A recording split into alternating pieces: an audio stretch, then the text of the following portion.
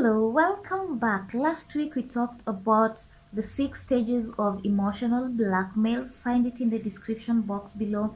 Today we are going to talk about the character traits and the tactics that emotional blackmailers use. If you're coming here for the first time, please hit the subscribe button and the notification bell so that you'll be the first person to watch my videos each time I upload a new one. And if you are returning here, thank you for the support. Thank you for coming. I know you've always learned something amazing, something great. So let's stay connected for more of these inspirational, motivational, and very impactful videos. Last week we talked about the 6 stages of emotional blackmail. This week I'm going to give you character traits of emotional blackmailers and the tactics that they use to blackmail you. People who are manipulative like to boast a lot, and they're so outspoken and they speak about themselves. They speak so well of themselves because they believe it. And they just see that nobody is right. They're the only people who are right. So they boast so much about themselves. If you see that somebody who lacks modesty, somebody who thinks that they're the only good people and every other person is not good enough, then that is a warning sign. The second trait is they like the sound of their voice. They want to dominate every conversation. They want to dominate in every place they go to. They want to be the people who are only heard. They want their advice to be taken. They want their whatever they say should be law. And if you realize that somebody is being so dominating, then that's also a warning sign. Because these people, when you are in a group or you're just the two of you, you're trying to strike a conversation, they want to dominate. And these people don't listen at all. They want that whatever they say, they're the ones who can talk, and your work is just to sit down and listen. When you see somebody being so dominating, it is a warning sign. Another trait of emotional blackmailers is they don't take advice or criticism. Whether you give them positive advice or positive criticism, they'll feel like you've insulted them because once we say that they believe that they are the best. Now, if you try to criticize them or give them an advice that can help them to improve, oh my goodness, they'll see that is an insult and they'll not even listen to you. So if you find somebody with such a character, that whatever criticism you give them, whether it's positive or not, they feel offended, that's a red light. Emotional blackmailers always want to bring people down. When somebody succeeds, they'll always find a negative thing to say about it, because they want to be seen as they're the ones who are always winning, every good thing is happening to them. So if you try to be, if you try to be above them, like it's just normal, you're successful than them, they'll always try to bring you down. And these people, if they're your friends or they're your relatives or family, they'll try to hide it. But in those closed doors or when they're talking to other people, they'll always try to discredit your success. They'll always say maybe you're lucky or you've done something, you've bribed. Whatever you do will always be wrong in their sight because they're jealous of you. They want to be winning. They want to be the ones in the good books and not you. So one of their character trait, and this is a very bad trait, is that they discredit you. Everything that you're going to do, they'll always discredit it, and it's not a good trait.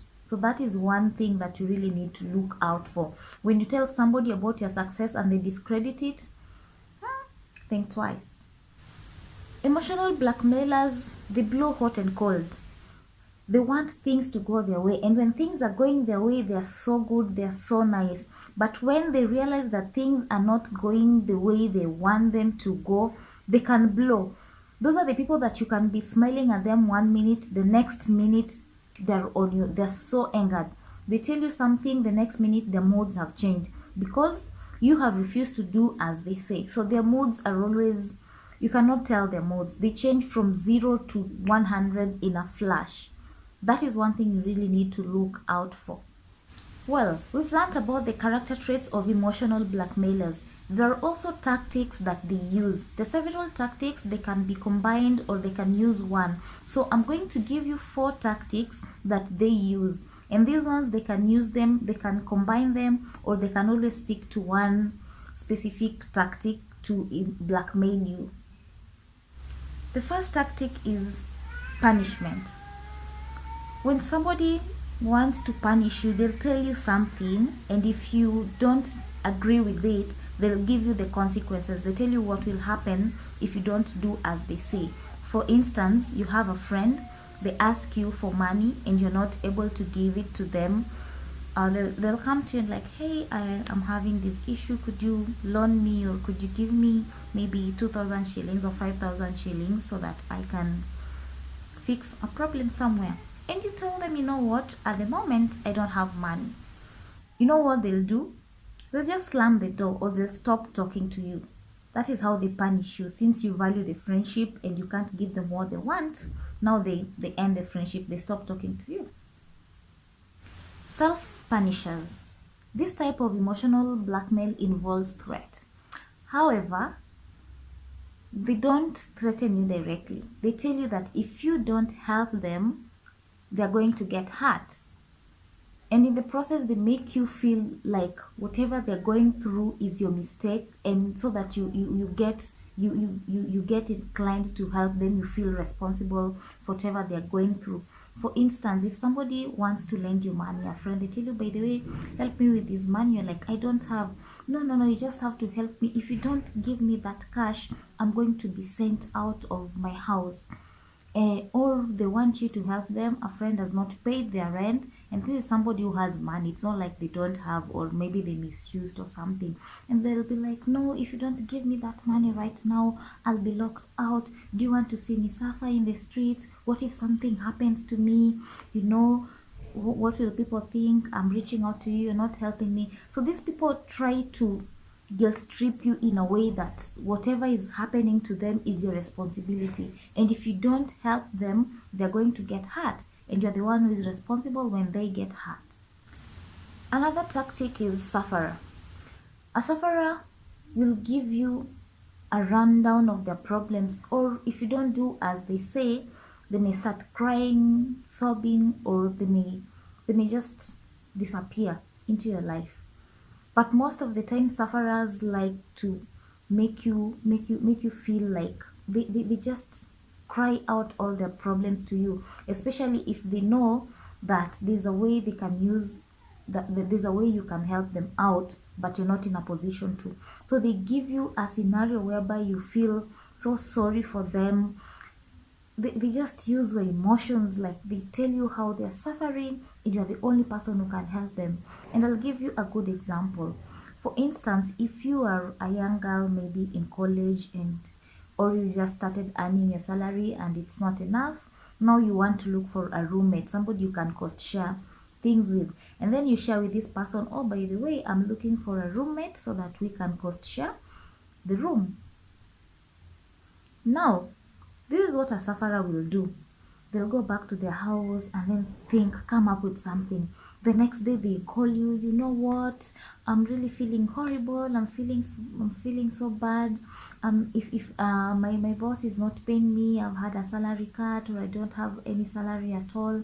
If I could get a place where I can stay without paying rent or without doing something, it could really help me. They're telling you this in knowing in mind that you're looking for somebody that you can go share rent with. But since they don't want you to do that, they want to come and manipulate you so that you stay there with them absolutely free. And they use emotions, how they're suffering, how they know you're the only person who can help them.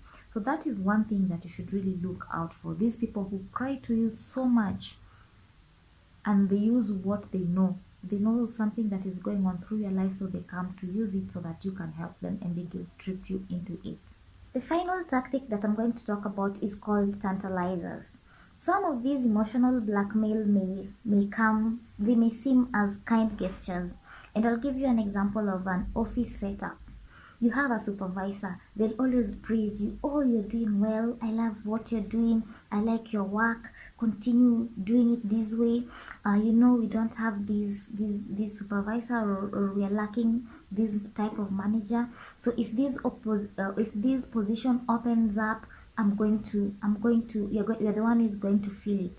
And when you learn that, you're like, wow, this is good. And you put in more effort. You skip lunch, you come to work early, you leave late.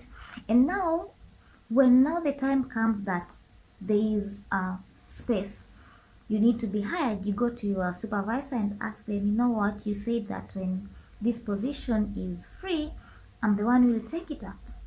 And now they'll start evading you. No, you're not that person I can count on. You've not been doing enough. Can't you see I'm busy? Don't look for me. So sometimes emotional blackmail comes in a form of kind gestures. They praise you so that you do something, and they tell you that they're going to give you a reward. But this reward never comes. When you ask for it, they change. Yes, that's what we had for today. The character traits of emotional blackmailers and the tactics that they use to blackmail you. I hope you've learned something. Please stay for next week. On Monday, we'll be talking about how to deal with emotional blackmailers. Now that we've learned their tactics, we've learned their traits, how are we going to deal with them in case we find ourselves in a situation whereby we are being emotionally blackmailed? And if you've not watched the first part, kindly, I'm putting it in the description box. You're going to find the link there and watch. And also watch out for the third part. I always post every Monday. Stay tuned and share this video with your friends so that we can always learn and grow together. Thank you.